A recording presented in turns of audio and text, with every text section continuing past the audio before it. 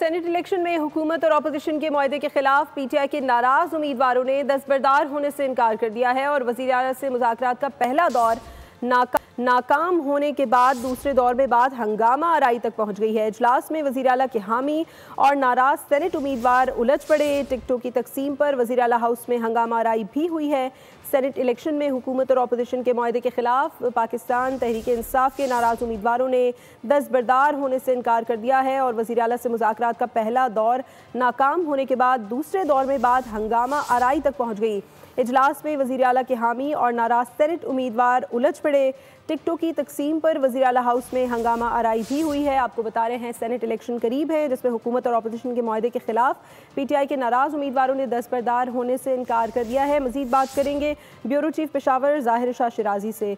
ज़ाहिर शाह, अपडेट कीजिएगा, आज जो इजलास हुआ है उसमें टिकटों की तकसीम पर वज़ीर आला हाउस में हंगामा आराई भी हुई है, क्या डिटेल्स हैं आपके पास?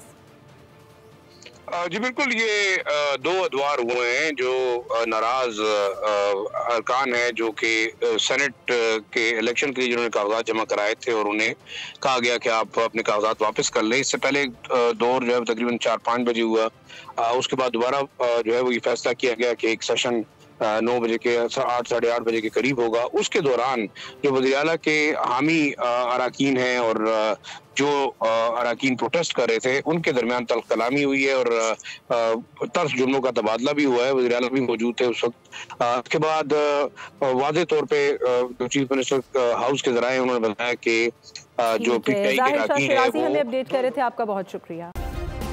सब्सक्राइब करें और बेल दबाएं ताकि कोई खबर रह न जाए।